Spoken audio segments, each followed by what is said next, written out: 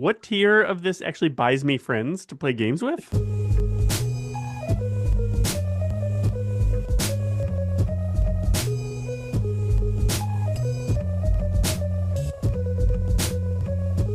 Hello, fellow netizens, and welcome to Scandalous Games, the show where we take a closer look at video game-related controversies. I'm Kevin Impellizeri, and I do the research and share a story of a video game-related controversy to my friends. I'm Andy Hunter, a longtime fan of all things Nintendo. And I'm Kate. I've been writing software for over 10 years, but not the fun kind. And it's so great to have you all here at the beginning of the new year. We're recording this before the start of 2026, but we're going to assume, for the sake of argument, that we're all still around by then. You know, we as people, we as a country, whatever, we're all still here. And with that, we are dropping this first episode of 2026. And, you know, it's looking back at the year that's passed, as we're getting into the start of awards season. And so I wanted to devote some attention to a game awards. But in doing so, I'd like to introduce a new thing that I'm going to have for the show, which is the first ever Scandalous Games Awards, also known as the Scandies. And so basically, the way the Scandies are going to work is those who are interested in this award show pay me money. You can decide how much you want to pay me. And I will issue an award for a game that I like. It might be a game that you like too, but the more important thing is to give me money so I can make these awards happen. So what do we think? Well, do we thank the people who gave us the money? I suppose so. I guess that's polite. I like the idea. I wonder, would you be open to still doing what you're doing, but also I pay you money and then most of the awards show itself is just like ads for games and whatever else I'm doing? I would be open to that. You'll find that my price isn't that high. You know, I'd like to think that I wouldn't be a sellout, but I wouldn't mind the opportunity if someone gave me the chance to be a sellout. Yeah, it's a funny thing, you know, when I hear people criticize Geoff Keighley's The Game Awards. Like, oh yeah, it's too much ads and stuff. Like, well, I mean, even the awards themselves are, like, even discounting industry pressures and who can give money and stuff, it's still just ads for, like, reminding you that this game exists and is maybe well reviewed. And if you haven't played it, maybe you should check it out.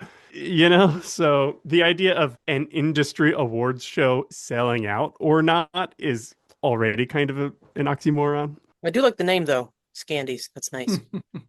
Yeah, I think you make a good point. I'm glad you brought up the Game Awards and Geoff Keighley. Yeah, I mean, I think on a certain level, all these sort of major entertainment awards, I mean, on a certain level, they're all kind of corporate and masturbatory, and it's like fewer as blatant as the Game Awards, where it's like, okay, we're gonna give you this award, and then we're gonna do this launch trailer for this new game that you could potentially buy in the future. I think they're all going on a certain level of that. I mean, it reminds me of when I was still looking at getting into nonprofit jobs. I interviewed at a place that they were one of those places that gave out like an annual award, like a commemorative award or whatever. Mm-hmm. And those awards were issued by the development team. And for people who are not familiar with the way nonprofits work, development is your fundraisers. Because the rationale behind giving a notable or a famous person an award, if you're an organization, is the thought that that person's going to feel so great about it that they're going to give you money. We'll give you more money, for sure, yeah. There's a certain level of transaction involved in those kinds of things. It's the same reason like you hear about like honorary degrees and things like that. There's a certain expectation that you're going to give that organization a whole bunch of money. So there's always kind of like an exchange happening. Yeah. And then also not only that then the recipient will give you money, but by you giving a prestigious person an award, you attempt to have some of their prestige by osmosis leak onto you, and then people will say, oh, well, this university or whatever is affiliated with this person I respect. So I, a third party, am now more inclined to give them money. Or when I'm applying for college, their name is going to stick in my head more or something like that. Yeah. Well, I was going to say also, and likewise, it is transactional in nature from there as well. Like a step beyond that, it's like, we give you an award, you give us money. I give you money, then you give me stuff down the road. I, donate the money for a new building on your campus, and you're going to let my children and my children's children into university. Yeah, there's an investment there. Here, like a chump, I paid a university money to get my doctorate. Doesn't seem fair. John Mulaney has a funny bit about college in that, you can look at it as a transaction of like, I paid you money and then you gave me the education I bought. But that's the only transaction where years later they will call you up and ask you for more money. It's Yeah. like, you don't go to a store and buy a shirt and then 10 years later they're like, hey, remember that shirt you bought? Would you like to give us money because you're so proud of the shirt that you bought there? I love that routine. The guy's like, we want a gift, but only if it's money. Yeah. So I'm glad we're talking about this now because we are going to talk about an award show. I'm glad you brought up the Game Awards. We're not going to talk about the Game Awards today. Instead, we're going to talk about a different one called the Real Game Awards. That's their full name, the Real Game Awards. Have you heard of this, Andy? Or have you either of you heard of this? I am going to assume that it is similar to a Ghostbusters and the real Ghostbusters situation where perhaps, there's the Geoff Keighley's, the Game Awards, and then this one is somehow trying to seem more official, even if it came second. Lorenzo Music somehow involved, I assume. RIP. It sounds like kind of like one of the Facebook groups that are out there. Like, there's a Facebook group for our town, like the such and such town Facebook group, and then there's the real such and such town Facebook group where it's like we're getting censored and we're not allowed to have whatever conversation. We're not allowed to political discourse in the other channels, so we're gonna go create our own, which is the real one, where people can be real and also we're not being oppressed by weirdos or something. So this feels a little bit like I threatened to take my ball and go home. And what I love about that going on, that there was the splinter group, and then there was the splinter group to the splinter group. You talking about the Facebook ones? Yes. Yeah. Yeah, I don't even know. We actually had a piece of Halloween decoration blew away yesterday, temporarily. Like, it was gone. It was so windy out, and Kevin was driving around to find it, and I put a message up on the Facebook group to be like, if anyone, here's a picture of it, if anybody sees it on their lawn, this is. But I was like, which group do I post this in? Like, which one is just about like town stuff and not descending into just nightmare? One of them's going to tell me it's Joe Biden's fault somehow. So yeah, we're going to talk about the Real Game Awards today. And I appreciate your headspace, Kate, because what you have described as kind of like a splinter, more fringe, maybe even more extremist group is pretty much the case with this group. So let's learn about the Real Game Awards. This should be fun. The Real Game Awards is the brainchild of Craig Skistimas, aka Stuttering Craig. Does that name sound familiar to either of you? No. No, although if this person actually does have a stutter, I feel bad for him because I feel like that last name is just murder if you are a stutterer to try to get it out because it already sounds like you're stuttering when you just pronounce it correctly. But I have a feeling that the things you will tell me will help me to stop feeling bad for him. So I'll tell you a little about Craig. So Craig has been involved in game-related online content creation for a long time. Back in 2006, Craig, along with Thomas Hanley, aka Handsome Tom, founded Screw Attack, probably best known for hosting the Angry Video Game Nerd back in the day, and at one point was a host for Death Battle. I don't know if anybody was a watcher of Screw Attack programming. No. I'm aware of Video Game Nerd, but yeah. Yeah, I wasn't really going to screwattack.com or whatever, but when I would see AVGN episodes, I did see the Screw Attack logo. That was kind of my thing too. I became a really big fan of AVGN back in probably about 2007, 2008, I think I first found out about him. And I used to watch them through his own website back before, the YouTube became a big deal and you'd watch them on an individual content creator's site. And I do remember a similar thing where like he had the Screw Attack. I wasn't seeking out Screw Attack stuff. I just happened to know that he was affiliated with Screw Attack. And the same thing with Death Battle, because I found Death Battle videos in like early 2010s, I think I found them. And then I went through their back catalog and found that a lot of those early ones were Screw Attack affiliated too. So I was kind of like Screw Attack by osmosis, I think, in a similar way.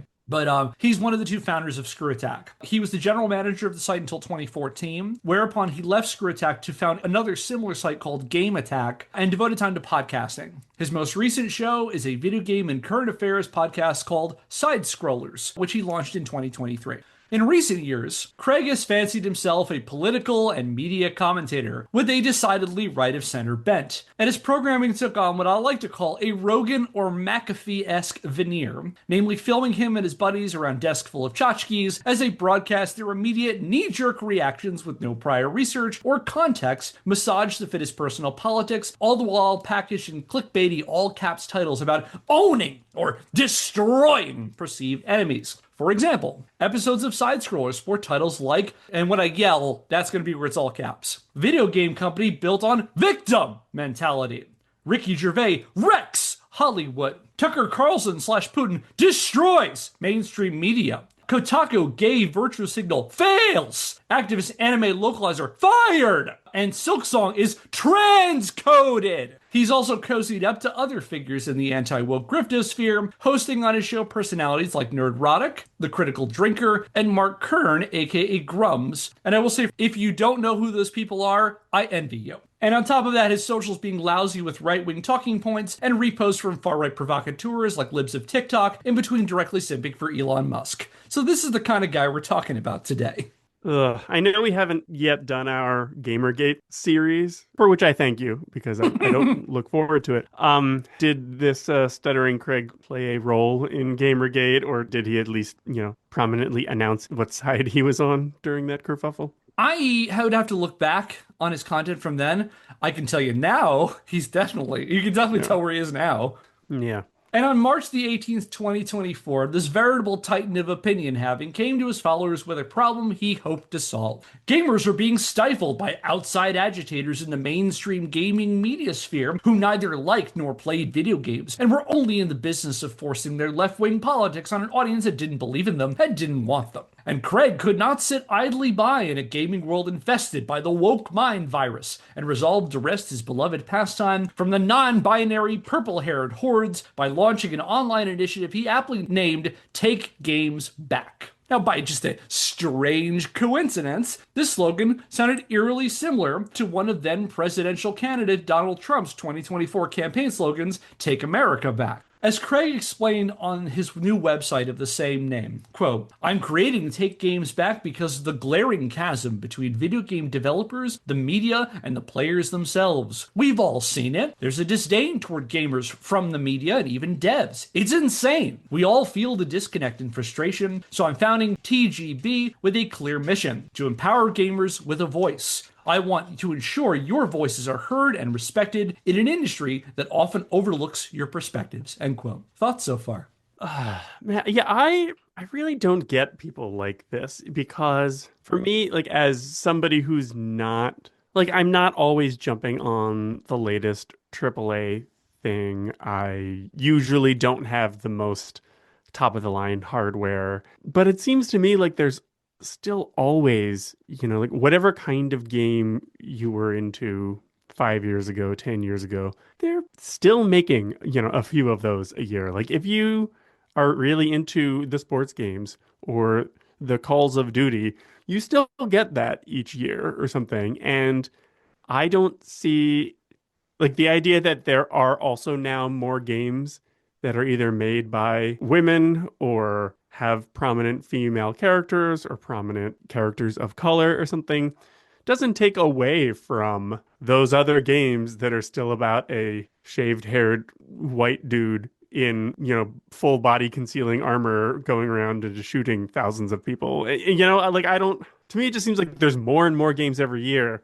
So just because there are more of the kind you don't want doesn't mean there still aren't enough for you. So I don't know why people get so upset, like why they feel like you're taking away from me by giving more to others. Yeah, I mean, I agree with you. It's not like any games that are being canceled in favor of different games that upset and enrage these people. And, at the end of the day, it's one of those things where it's just like, okay, well, you sure showed me. You wasted a lot of time and money putting together a nonsense Game Awards show to try to, to troll people. This feels like a trolling attempt. And I just don't understand how you have this much free time on your hands. And I know that that's kind of a flippant answer, but it's like, it's a lot of time to invest and a lot of money to do something that ultimately, I think the only reason they're doing it is to, to piss off people who don't politically align with the message that they're pushing. Yeah, I agree with you both of you on there. And going to your point, Andy, it's like, this kind of mentality. I'm not going to engage with this a lot critically because there's all that question about how sincere they are and whatever. It's not important. That part's not important. But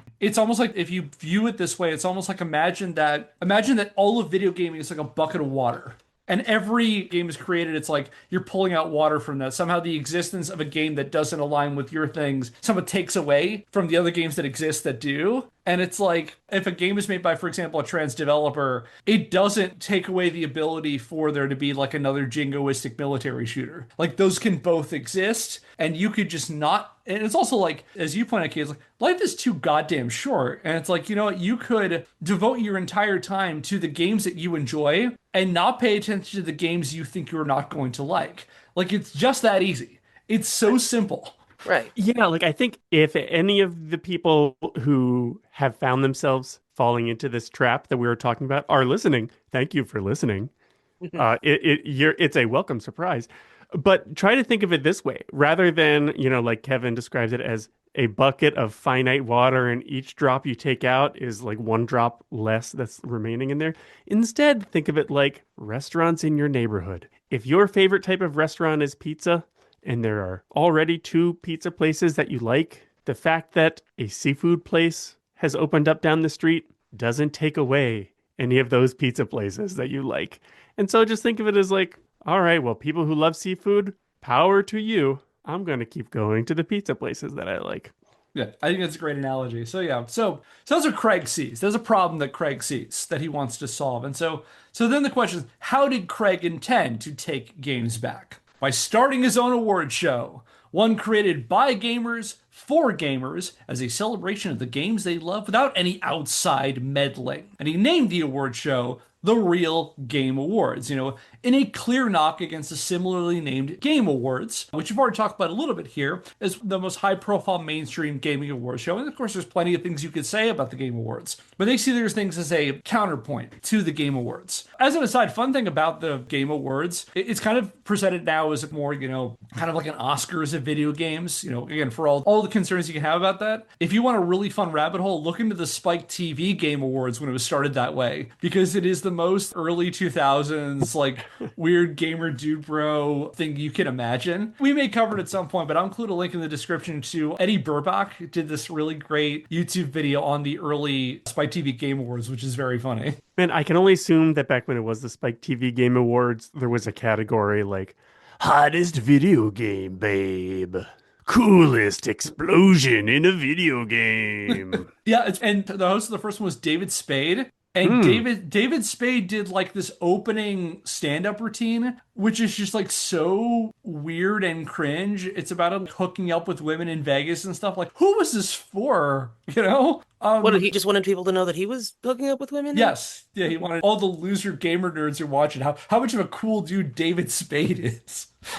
But yeah, so Craig decides we need an award show. We need an award show that isn't the Game Awards, and so he needs one for the real gamers. So of course he calls it the Real Game Awards. So I guess that raises the question then, and I go around the room to both of you, is like, what is a gamer? Who is a gamer? Who are the real gamers? If we're thinking about a real Game Awards for real gamers, who are the real gamers? I mean, I know who he means. Which is the reason why, like, when I tell, like, normies that I like video games, I'm always very quick to say, like, I'm not a capital G gamer. I maybe play more video games than the average person who only, does Candy Crush on their phone or something. But compared to people who are super into it, who would define themselves as a gamer, that's not me. Like, I think he means Xbox owners, people who are hardcore PC gamers, who are always upgrading their rig once a year, who probably have a keyboard that glows, who have invested in a very expensive yet not actually ergonomically certified gaming chair, or who are big on Xbox, who do a lot of online multiplayer competitive shooters. Like, I think that's what he is considering real gamers. It is men It is not people who do mobile gaming, not even like Nintendo. I think they consider Nintendo too casual. It's not people who, are into games like farming sims or dating sims or any sort of like relationship management game or even city building games. It's like anything that is not considered manly, testosterone filled, very combat heavy, they are considering not true gaming, Yeah, I is what think, I've gleaned. and by comparison, like, no matter how much I have ever gamed or do game now, I simply assume that I would not be considered enough of a gamer to be called a gamer. So that's, it's interesting you say that, like, I'm a gamer, not a capital G gamer. I get what you're saying, Andy. And I think that just, if I even tell people that I play video games, which I typically don't, just because it opens up a can of worms where I don't want to be quizzed and everything, that's sort of my experience. And then separately, I think who he would consider gamers, I'm guessing might even be more even simpler than that. It might just be white guys who agree with me, and for all I care, they can play Candy Crush on their phone, or they can not even not do any sort of PC gaming or anything like that. But as long as they share my opinions and claim to be a gamer, that's enough. I think both of those are extremely accurate. You remind me of Andy. You remind me of a term that Stephanie Sterling will use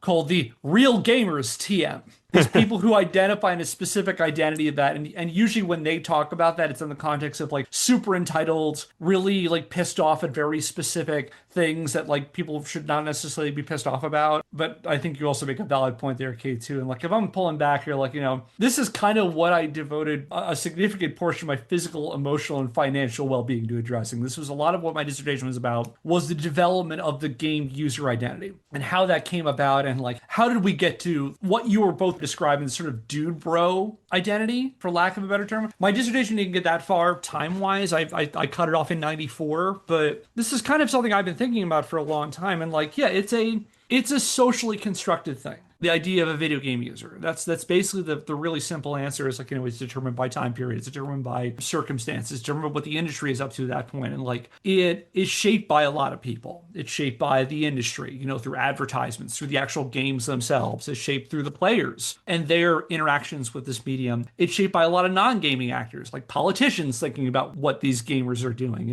moral crusaders, stuff we've covered a lot on this show. And it changes over time. Like a game player in the 70s is not a game player who's in the 80s, is not a game player in the 90s, is not a game player now, And that's even including things like, geographically defined. The game scene in Japan is different from the game scene in the US, which is different from the game scene in Great Britain, which is, other countries all have their own identities for the two. So it's like, there's no one gamer. Like, that's all to say about that. There's no one gamer. There's no one game identity. No one has any more of a claim to the identity of this than anybody else does, is one thing I would argue, just because of how, and that's only become bigger and more disparate as the industry has become bigger and more disparate. And we'd also talk about, like, a capital G gamer. There's also a certain level of consumerism involved in that too. It's a person who buys and, is, financially consuming this product too. And how for a long time, like, there was a certain demographic who was considered the target audience for that. Like, there's so many ways you can talk about this. However, that's not the way that Stuttering Craig is talking about this. And it's more what you talked about, Kate, is more accurate, I think, to what Craig thinks a gamer is. Because I think that looking through Craig's stuff, watching the Real Game Awards, I think the way I see it, Craig's idea of a gamer for his Take Games Back award show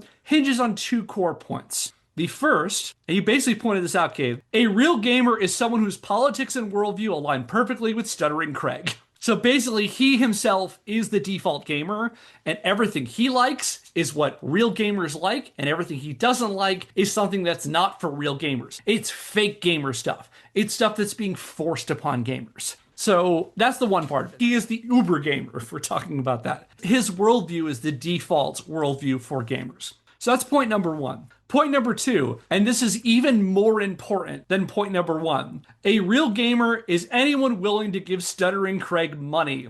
Because Craig because Craig made it clear that his Game Award show ran on a subscription model with tiers determining the levels of content people could contribute. So going back to our John Mulaney reference, for Stuttering Craig, a real gamer is someone who gives him money. Wow, man. Yeah, that's really just skipping all the middle steps of the whole, like, that thing where you buy something or you have something just to signify that you are part of the in-group. It's like skipping the middle step of actually having the thing that signifies it. And it's just like, give me money and I'll say, yes, you're in my fake club of real gamers. On an unrelated note, if any listeners want to be considered a real friend of Andy, I am happy to accept unrelated payments of thousands of dollars. It's funny you mention that too, because the way that Craig presented this to his audiences, he markets it as like as a club, as an exclusive club. Again, that exclusive club are people who are willing to give him money. It's a membership of anyone who is willing to pay him for the opportunity to be a member. So I thought maybe let's take a look at again, there are these different tiers for memberships. I thought we'd take a brief look at them. This is not going to be like the Uva Bowl episode. There's not tons of these. There's like 5. All right. If you pay $50 a month, you get to have lunch with me at a restaurant of my choosing. But transportation is not paid for. My favorite is still watching a movie at Uva Bowl's house. That's my favorite one. Check out our episodes at Uva Bowl's Postal too for more on that. So for $5 a month, you receive the peace of mind that you stuck it to woke game journalists and politically biased developers by giving Craig $5 a month. That'll show them. That's literally the only benefit of this tier is just paying Craig $5. It's $5 a month. Just give me $5. For $15 a year, that allowed you to suggest categories for the awards. For $60 a year, and you just made me realize that that's basically $5 a month if you break it down that way. $60 a year. In addition to suggesting categories, you could nominate and vote for winners. So the voting tier of this is $60 a month, $60 a year. For $150 a year, on top of the perks I already mentioned, you can attend the awards show in person. You could attend the Real Game Awards. Now, hold on to that. We're going to come back to that point in a moment. Wait. Okay. I'm just gonna make a guess. I know you're gonna explain it in a minute. I'm not trying to jump ahead, but just putting it on the record. I'm going to bet the Real Game Awards are held in Uva Bowl's in-home private movie theater. We'll just see. That'd be funny though if they did that and they did invite Uva. They're gonna borrow the space. Uva's gonna walk in. He's got like a snack, or maybe it's even like he wanted to include. I brought Kool-Aid and Rice Krispie squares. Who's hungry? All right, so yeah, $150 a year you could attend this thing. And finally, for $1,337, because lol, Leet Speak, like it's fucking 2006, you could be listed as a sponsor for the show. So basically, you get to feel like you own the gaming libs by giving Craig even more money. So yeah, you're basically just buying bragging rights, or you're buying that your name gets put on this quote-unquote real award show, which very few people, not even very few people as a percentage of the world, but very few people as a percentage of people who pay attention to video game stuff are even ever going to hear about. I think that's very revealing too about this tier because like I teach an undergraduate course in game history. And I came across the Real Game Awards when, skipping ahead, the first one aired in January of 2025. So I was teaching a course not too long after this, and we eventually talked about the current state of gaming and the anti-woke movement as part of that. I asked them if they had ever heard of Leet Speak. So these are all like, early 20-year-olds. None of them had ever heard of this stuff. This is the old ways. And what I think is really interesting about that is I know what Craig is talking about when he talks about Leet Speak, because, I grew up through that. It also says something about his idea of a real gamer. And again, being someone who's him, is a gamer who is gaming since like the 1990s. A gamer who's at least in their 40s right now is what that tells me about that tier. Yeah. This is a bit of a tangent, and I'm sorry. Cut it if you want for me doing too much private advertising. But as one of the tiers of the Friends of Andy Club, if you give me $800.85 a year, I will send you a topless pic of me, because in calculator speak, 80085 looks like it's spelling the word boobs. I'm just saying I am equally as mature as Stuttering Craig. Yeah, so that's it. So like people in their 20s now, I'm curious, what is Leet Speak, or what's still classified as Leet Speak compared to like things that have entered the lexicon? Because I feel like owned and pwned used to be just considered Leet Speak, but I feel like owned at least is still known. But I feel like I haven't heard of people typing 1337 in a long time. I don't know. Like I may have to ask that. Maybe that's when I teach this course again. I have to kind of take a temperature of because a bunch of them are gamers. They are self-identified gamers, and I'd be curious where that is now. Like it's just so wild to see. It's like this is the old ways, to talk this way. So I thought bringing us back to this, like seeing as you said in this award show is a counterpoint to the Game Awards, and its infestation of woke journalists who neither play nor like video games, despite literally devoting their entire careers to them. You might then be curious about how the Game Awards, the regular Game Awards, chooses its nominees and winners compared to Craig's real Game Awards. According to the Game Awards website, their jury pool consists of representatives from over 100 outlets across 36 countries who nominate candidates in different categories. There are also specialized pools of jurors for more specific awards. So like there's an esports award that the jurors are people within the esports community. There are awards that are devoted to the disabled community. So they have people from the disabled gaming community who vote on that. So representative of the communities that actually they represent. The nominees are then decided by vote with the jury pool representing 90% of the votes, while the other 10% are the general public, who crucially don't have to pay a cent to be part of this process. Wow. I also have to say, that's the first time I've really heard that in-depth explanation of how the Game Awards, nominates things. And I have to say, as much as they present themselves as, gaming's Oscars, sounds like it's done much smarter than the Oscars, because one of the frequent complaints about the Oscars is just all Academy members vote for everything. And, you can have won a supporting actor award 30 years ago. It does not mean you know anything about what makes a good editor or what makes good sound design, but you still get to nominate and vote on all that stuff anyway. So interesting.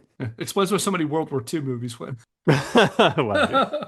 Kate and I joke is like how the geriatrics who run the Academy Awards and what they vote for and what they decide that's going to win. I'm still salty about Demi Moore not winning for The Substance, but that's for a different podcast. But yeah, don't get too woke on us, Kevin. This is a gaming podcast. I mean, they say go woke, go broke, and I've never heard a cent from the show, unlike Stuttering Craig for his awards show. We should really start something here. Give us $5. Pay for the Scandies. Yeah, you know what, listeners? You can give us $5 a month, and we'll stop talking about woke stuff. How about there? That'll show them. Yeah. Or other listeners, give us $10 a month, and we'll keep talking about woke stuff if you want to silence all those anti-woke people. Eh? Or give us $20 a month and we'll just keep doing whatever it is we want to do. And thank you for the money. Yes. So yeah, that's where we are with this Game Award show. This last business venture, I would argue. Over the next several months, Craig assembled a board of directors with a bunch of like-minded dudes with Rumble accounts and Twitter feeds packed with the kind of anti-DI and Donald Trump dick riding you expect from these people. They aired the first, and so far only installment of the real Game Awards. And again, that may change because, skipping ahead, they have announced a second iteration that's going to happen in February. I'm still skeptical whether that's going to happen, but we'll see. But yeah, they aired the first and so far only installment of the real Game Awards via pre-recorded live stream on the Side Scrollers YouTube channel on January the 25th, 2025. Presentation-wise, the show was an assemblage of clips from the presenters who recorded their sections separately while Craig emceed from what appeared to be an empty barcade. So I wonder what that meant for those high evolutionaries who paid him $150 to attend in person. I told you we'd go back to that. Well, I'm assuming they have to pay for their own drinks. So the live stream, he's literally in this empty arcade. At one point he's in front of a bar, and another point he's in front of a bunch of like just lit up arcade machines. Like one of the specific tiers was to attend this thing, and there was no way to attend this thing. Maybe he'll just send you an address to that empty barcade, and you're like, hey, yeah. I mean, I filmed it there last week, but if you go there and from your phone watch this, live stream, it's as if you're there live. All right, so let's talk about this show. The categories ran the gamut. There were ones that are pretty standard for any Game Award show, such as the best games of various genres, RPGs, sports games, racing games, first-person shooters. There was also an award for Game of the Year. Craig also made it clear that his award show wasn't going to be like the Game Awards with some, jerk-off session to the games industry by some out-of-touch journalists in between paid advertisements. Anyway, the show included awards dedicated to Best Nintendo IP, Best Sony IP, and Best Microsoft IP. Not Best Game that year, Best IP, on top of being an award for Best Company. Well, so here's the thing, though. They're not shilling the way Geoff Keighley's The Game Awards does, because Sony, Nintendo, Microsoft have never heard of this thing and they have never paid Stuttering Craig a cent. So it does not count as shilling. As much as Stuttering Craig, I bet, would really love to get that sweet Nintendo, Microsoft, and Sony money. I believe this is probably more qualifies as simping as opposed to shilling, because they are Yeah. they are basically, he's saying how much he loves these things, and they don't offer any kind of response to that. It reminds me of, there's that joke from, I don't know if you ever watched Community, where there's an episode in Community where they decide to have an election for like class president. It's a community college. And ultimately the joke ends up being that the winner of the class president award is the television show South Park. Everyone voted for South Park. Is to see what the D is like, this is why we didn't do this anymore. So yeah, bestest company, bestest IPs of various companies that they like. There was also a gaggle of not very well explained categories, if I'm being absolutely honest, like biggest cash grab, best value game, worst bait and switch, and biggest industry failure. Again, I'll remind you, the people who paid Stuttering Craig money were the ones who were able to name these categories. And as befitting an award show, where categories are literally bought and paid for, many of those categories and the nominees they're in were also wildly contradictory. For example, Helldivers 2 was nominated for Worst Bait and Switch, while also winning the award for Best Multiplayer Experience. Well, the bait and switch was realizing that you can enjoy this game, but you have to have friends to do so. If I had friends. Yeah.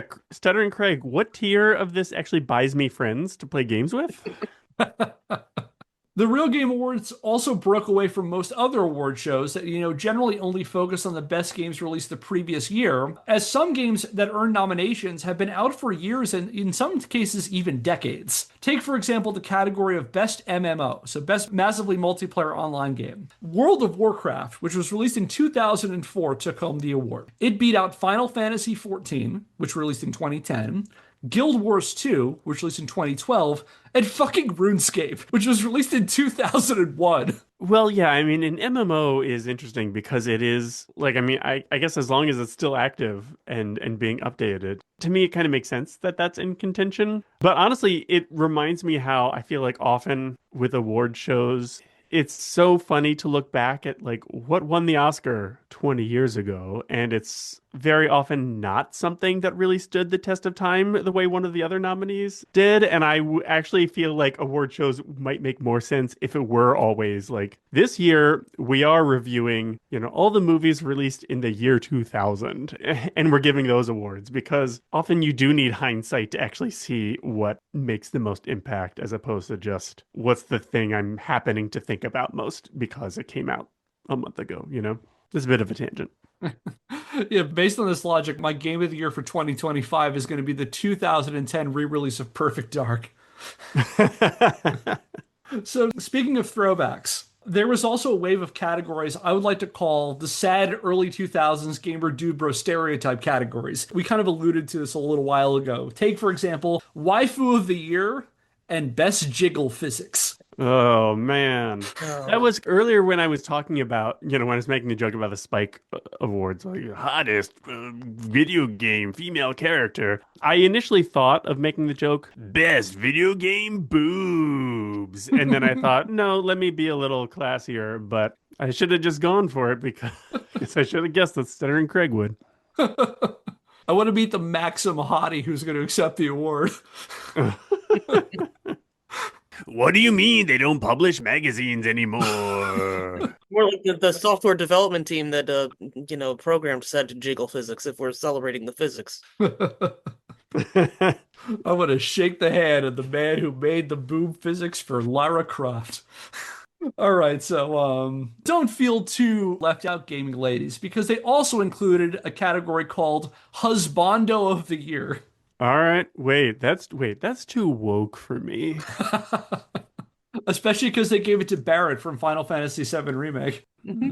Or is this just an instance of whoever, took Stuttering Craig, a gamer, is just whoever will pay him the money to name a category? I mean, that's exactly what happened. So people paid him money to name a category, people paid him money to nominate nominees, and people paid him money to vote on said nominees. At every point in this process was a transaction, a literal financial transaction happened. All right, so that's a little bit about some of the categories. Let's talk about some of the people who are involved in this award show. Because, any award show worth its salt is built on the personalities you get to see giving and receiving awards. So you might be wondering who gave out these prestigious honors decided by gamers bold enough to give Craig money. And with that, let's take a closer look at what I'm generously describing as talent for the Real Game Awards. Now, perhaps the two biggest names involved with the show were John St. John, best known for gamers of a certain age as the voice of Duke Nukem, who was the announcer for the show as the Duke.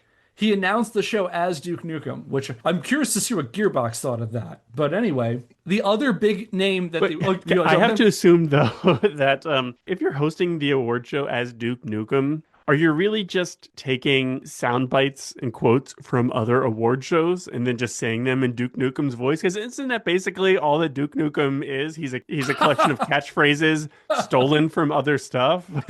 Now presenting the award for Best Picture. It is very appropriate, I think, of everything we've heard so far about Stuttering Craig, too, because, Duke Nukem has not been relevant since, like, the 1990s.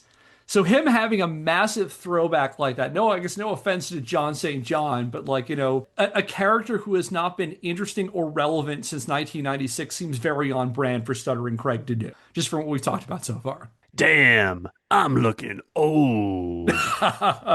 So the other big name, if we're to talk about the biggest names in this, one is John St. John.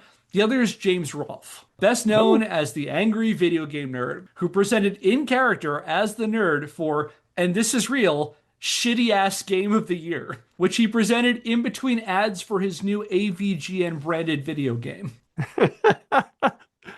So they actually are still doing the same shit that Geoff Keighley's Game Awards does.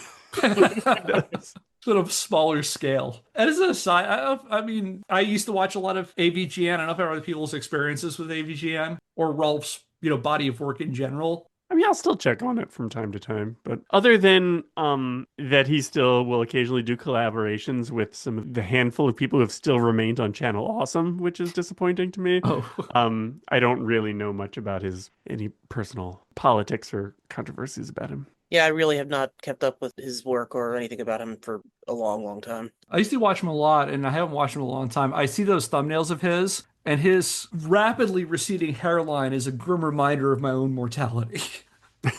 I cannot imagine he thought he'd still be doing this at this point, is what I'm saying. Oh, yeah. Yeah. I mean, his passion was always, as far as I understand, was actually more films. Yeah, he was a filmmaker. And he'd rather be, I think this just scratches the itch for him of doing something like creative and filmic or cinematic, and he's got a family. So I think he just doesn't want to move out to LA or whatever and try to make it. And so because I think his passion really is more for cinema. Yeah, I think for him it's a little bit like he did this as an outlet for filmmaking, and it's kind of like that monkey's paw curl that this became the thing that he kind of trapped in. He is you'll appreciate this, Kate, as someone who's an aficionado for lolcows. He's not quite a lolcow, but there's a really interesting toxic parasocial community around James Rolfe. People who obsess over everything he does, people who get very upset about there's this whole narrative that like his wife is this harpy who took him away from us. Is a big narrative in the cinema. There's a subreddit that's devoted, it's called the Cinemasker Truth. Like there's a whole rabbit hole. There's like a whole subgenre of the internet that is just James Rolfe drama. It's not things that he's necessarily doing. It's more the things that people have projected onto him. And if you want examples of this, I'll recommend some videos in the description, including Lady Emily's March 3rd, 2022 video, a deep dive into the Cinemasker backlash, followed by H. Bomber Guy's incredible December 2nd, 2023 video, Plagiarism in YouTube, and wash that down with probably the best of the three of those, Dan Olson's June 19th, 2024 video called I Don't Know James Rolfe, which is incredible. If you want to get a sense of this kind of stuff. So the rest of the presenter lineup, going back to the presenters of the show, those are the big names. That's the top shelf to tell you where we are at this point. And it also goes to the thing about the last thing I'll say about James Rolfe. James Rolfe is very much of his public persona is being apolitical. However, his apoliticality, if I'm going to make up a word there, does tend to be, in terms of the people he associates with, right of center. He's like one of those kinds of quote-unquote enlightened centrist kind of people. Again, he doesn't really present about politics, but a lot of his associations tell you more than he would tell you about his political leanings. Yeah, or at least even if those aren't his views in particular, they tell you the views that he is not disgusted to potentially be associated with. Yeah, absolutely. And you could also see part of that, the reason he may have done Craig a solid is that they had, of course, working with Screw Attack, they probably had a very long working relationship with each other. So going back they probably went back a long time too. So there's that part of it too. But anyway, let's take Rolf's politics and put them over here. And now let's talk about everybody else who was in this thing. So the rest of the presenter lineup is a veritable rogues gallery of far-right anti-woke grifters, alleged groomers, definite harassers, and if not outright Nazis, certainly Nazi-adjacent content creators. You would be hard-pressed to find a more wretched hive of scum, villainy, and one guy who literally calls himself Alec Baldwin's finger than on the real Game Awards. Oh man, I'm afraid that what you are about to describe is a basket that is perhaps full of, I don't know, deplorables, maybe? Now, some of these presenters were collaborators and friends of Craig's, who appeared with him on other things he's put together, like his Side Scrollers podcast, while others paid him $1,337 for the privilege to appear. So take, for example, Dan Harris, who goes by the online handle Razorfist, and whose YouTube output includes arguing that Bill Cosby was the victim of, in his words, Me Too propaganda, as well as a video where he argued Nazis were actually leftists because they have the word socialist in their name. Oh man, it's been what, like 20, 30, 50 years since people have been trying to actually like associate the left with Nazis for that reason. But it is a very popular talking point among a certain segment of lazy content creators. Oh yeah, I believe. So, speaking of National Socialism, and another presenter, as well as the nominee for Best Game Journalist, so a double threat, this one, was Kirsha Verstal. Anybody heard of Kirsha? No. No. Buckle up. Here we go. Kirsha Verstal is a VTuber. Anybody follow VTubers or familiar with VTubers? I don't follow them, but from what I can tell, they use like motion capture tech, I guess, to present themselves as an animated character. And that's all I know. I don't really know what if they tend to kind of share subject matter, or is it just like another medium for talking about whatever varied subjects people want to talk about on the internet. And I could not name a VTuber or anything like that. What about you, Kate? No, I really don't. So yeah, again, not an expert on this. So if people want to add to my understanding of VTubers, scandalsgamespodcast@gmail.com. But basically, for those or you can pay Kevin $20 a month, and then we'll to sponsor the VTube section of each episode. That is actually the more acceptable way of doing that. So yes. Yeah. She's a VTuber, which is basically a VTuber is an online personality who presents as a virtual character, as you described, Andy, like an animated character. In Kirsha's case, her avatar is a stereotypical anime waifu with white fox ears because she is very creative. Like many of her fellow presenters, she fancies herself a cultural commentator with, and this won't shock you, a decidedly right-wing bent. However, unlike some of her fellow anti-woke presenters, like guys like Razorfist and Stuttering Craig, she also expresses some right-wing views of the old-school John Birch Society variety on top of the more modern pro-Trump anti-DEI stuff. She's in some ways a throwback. For example, on January the 8th, 2025, she put out a video blaming declining IQ scores on water fluoridation, with the descriptor, quote, RFK was right, end quote. Oh boy. Or I guess, should I say, hail to the king, baby. And everybody, I'm just going to point this out, stepping back, everybody else was okay with being with a person like this. And we're only starting. We've only scratched the surface on Kirsha. And in addition to flooding her socials with Islamophobia, transphobia, and a whole lot of Trump memes, she also rails against Marxism in ways that were common talking points for brown shirts in the 30s and 40s. For example, when the Trump administration started targeting DEI programs in the federal government, she posted on X on January 21st, 2025, quote, remove Marxists, root and stem, end quote. She has also expressed support for the Great Replacement Theory, a popular conspiracy theory among white supremacists that I will not be going into detail here. I guess there's actually, it's like a 100% overlap, I guess, with that same kind of mentality that we were talking about earlier of if there is more for them, there must be less for me. It's like, even if there will eventually be more non-white people than white people, nobody's coming to assassinate the white people who are already here. It's just a matter of who happens to be having more kids at the moment or whatever, like, so I don't really, yeah, it is very hard for me to see why people get so upset about that. Yeah, I'm not further touching this with a 10-foot, 50-foot, 70-foot pole, whatever. Because the people who engage in these conversations are about 99% racist, white supremacist, Nazis. I'm not talking about that here. So with that as our foundation, it should also cause no surprise that she has a problem with saying racist things. For example, in May 2024, she was dropped from the speaker lineup of the Offkai Expo, a VTuber convention, for putting out racially insensitive posts on her social media. Oh, so her problem with saying racist things is not the same as, your or my problem with saying racist things. Which is, if somebody asked us to say a racist thing, we'd say, no, I have a problem with that. But hers is, she just keeps saying them. That's her problem with it, I guess, huh? I tried to track down exactly what she put up. I haven't been able to find it.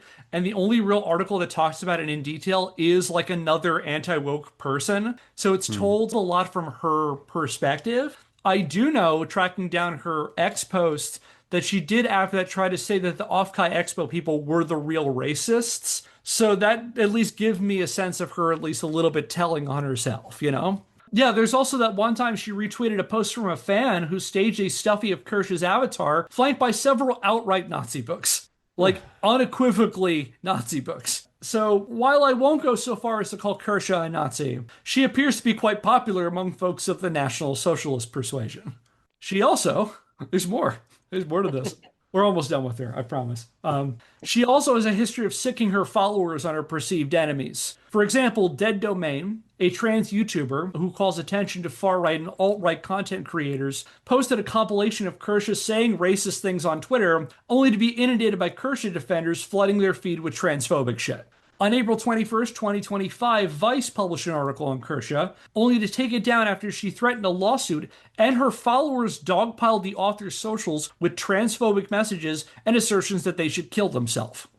That's so weird to me that, like, Vice would think that, like, in a legal war of attrition, we have to back down from this VTuber. Even like a relatively popular one, I would think Vice would be like, all right, yeah, we probably have more money for lawyers than this person does, but maybe I'm wrong. Things are tough for media nowadays.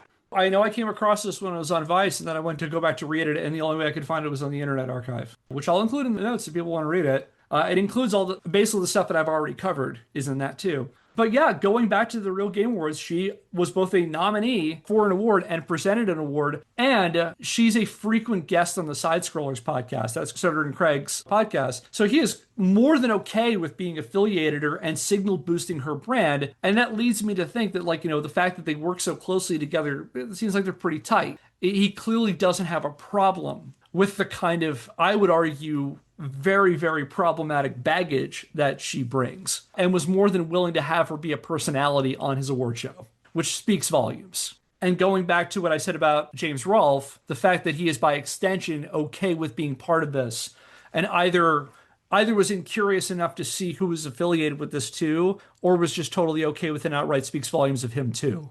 Yeah. How we all doing? Okay. This whole award show really does just seem like a waste of time. Not just because, like, I disagree with it, but it's just like, what is the point of any of this apart from attempting to get a rise out of people? I mean, it does give Craig money.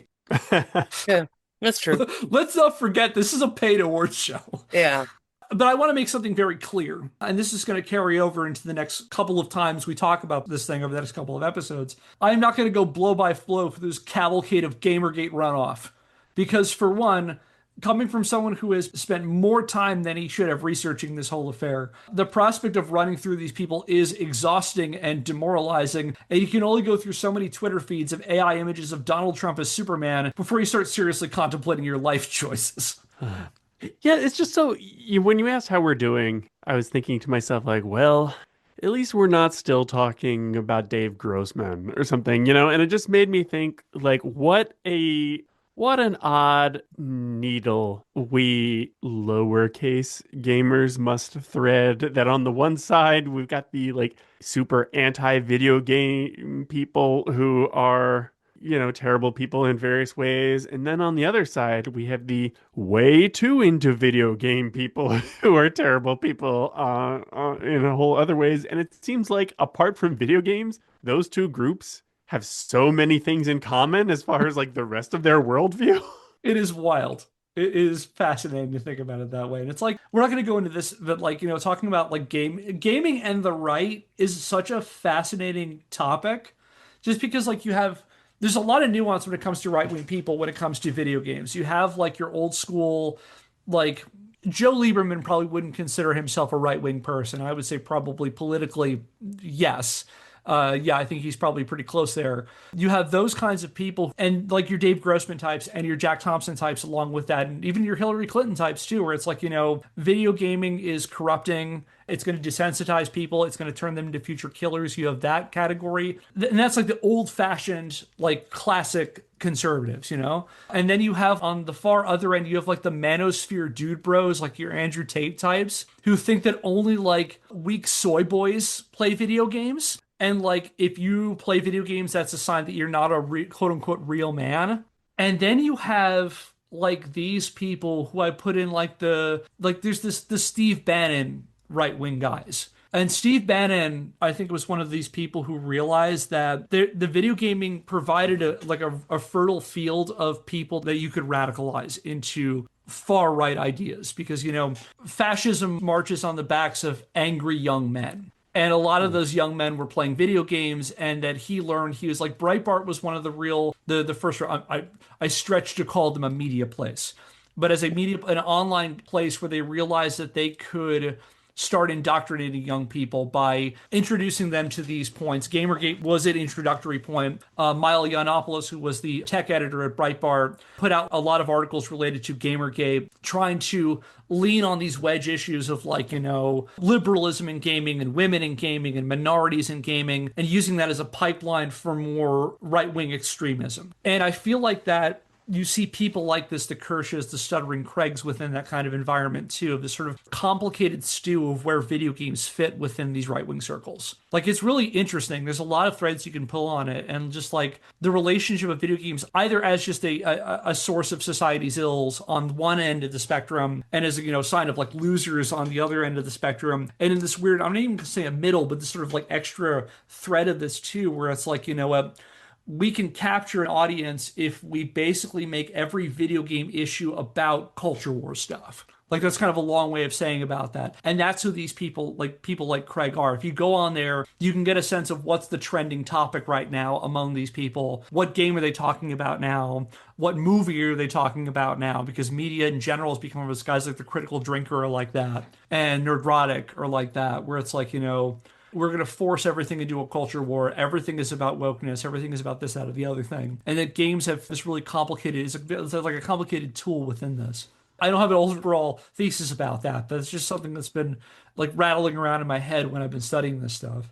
The only thing you can do, listener, to combat it is send money to us. And then you'll have the satisfaction of knowing that you're showing it to those right-wing grifters. I promise we do an award. I'll give a Scandie award to Earthbound or something if you send me enough There money. we go. But I want to make something very clear when I talk about these people. I'm not going to do a deep dive of every single person who's involved with this. I'm not even going to try to debate these people, because debating is pointless for people in these kinds of circles, because it is only their... It kind of doesn't matter. It ultimately doesn't matter. I'm not going to question whether they're sincere or not. It kind of doesn't matter. It doesn't matter if they believe in what they are saying, but they're willing to say this, and many of them because they know it will give them money, either in the form of things like Stuttering Craig, literally people paying him to do this stuff, or people who get like ad revenue and view counts and all that stuff from riling people up with these culture war issues. It's pointless to debate these people because they're not interested in that. And like, there are folks, again, going back to sort of the Bannon, Breitbart, Yiannopoulos kind of camp of these, debate is only there to platform my beliefs and potentially radicalize normies. Like, if you want a really great look at this, there, of course, is Innuendo Studios' fantastic series called The Alt-Right Playbook, which talks a lot about this kind of thing. So I'm not going to engage in that kind of stuff. But what I am going to do over the course of this series is, I think it's a more interesting avenue of discussion to talk about a couple of notable controversies within these spheres to talk about the kinds of things that they feel are important that ended up manifesting themselves in the real Game Awards. We're ultimately going to do 3 of them over the course of our episode. So yeah, I think a more interesting avenue of analysis is to use this showcase of some of the worst types of online people with some of the worst gaming opinions to examine a selection of gaming controversies popular in their ecosystems. And in doing so, I hope we can tackle some really genuinely interesting topics with the added bonus of dunking on these sad losers because it's fun. That's going to be a key part of this too. And so there's a lot of different interesting threads. We're going to look at 3 of them through the course of these episodes, which we'll start looking into next time. But before we do that, how's everybody doing? Yeah, I guess, yeah, I just want to say there wasn't a good spot to fit in before. If you, listener, are ever wanting to create your own version of something that exists elsewhere because you think it's not reflecting maybe the community's true sentiments, calling it the real version of blank sounds super defensive about the fact that it's really a lesser known thing. So maybe just call it something else. Like, Call it the Scandie. like we're calling our thing the Scandies. Yeah, you could call it the Friends of Andy Awards. Whatever, as opposed to just this is the real whatever, because then it just sounds even more pathetic. Well, I think that defensive is the right word. It just sounds like, it sounds really touchy and sort of like it's not about trying to express a new idea or express it's not about trying to create something to share with the world. It's about trying to tell everybody that something else is wrong. Yeah.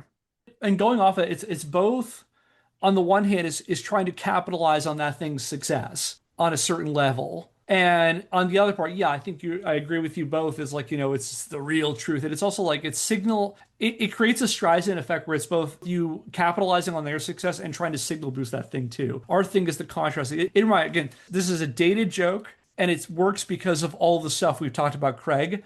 I assume you've watched a lot of Seinfeld, Andy, but it's the Peterman reality tour of Game Awards, Mm-hmm. It is Kramer driving people around in a bus full of muffin stumps going to random places that means something to him in contrast to Peterman like selling when he sold all of his stories to him. Like that's a very, very dated joke, but it's like, it is creating a thing that is a response to another thing. Like it's like if someone made like the real Oscars, but the Oscars are still, you don't call it anything of your own thing. You could have called some number of different cool names or whatever. You only basically did this to troll off the original thing, which is kind of sad, Yeah, and it also, I think, reflects this. I mean, I guess, any part of the political spectrum sometimes does this, but I feel like especially on the right, you so often just see it's not so much that they're for things as much as they are just against certain things. And this, calling it the real Game Awards is very reflective of that. Like, what do we stand for? Whatever you will pay me to stand for. But we all know what we stand against, which is the Game Awards. I think that's a good point. I really do. But yeah, if you want us to stand for something, I'm willing to negotiate with that. If you'd like to donate some money to the Scandies, reach out to me, scandalsgamespodcast@gmail.com. We'll talk about the Andy Hunter tier. So yeah, we'll pick this up next time and talk more about this very strange, I guess, award show, maybe perhaps deplorable award show. You could argue, but that will do it for today's episode of Scandalous Games. If you like what we're doing and want to help the show, subscribe or follow us wherever you get your podcasts and leave us a rating. If you want to learn more, check out our website, scandalousgamespodcast.wordpress.com, where I publish the show notes and the sources for every episode. Our theme music is Occam Seek Me by Seek Knowledge via the Free Music Archive, used under a CC BY NC SA 3.0 US license. If you have a question, comment, or idea for a topic for a future episode, email us at scandalousgamespodcast@gmail.com. And until next time, I'm Kevin Impellizeri. I'm Andy Hunter. I'm Kate. Thanks for listening. We'll see you next Scandal. Subscribe to Fat Roll Gaming on YouTube and listen to So We Were Talking About Beast Wars wherever you get your podcasts.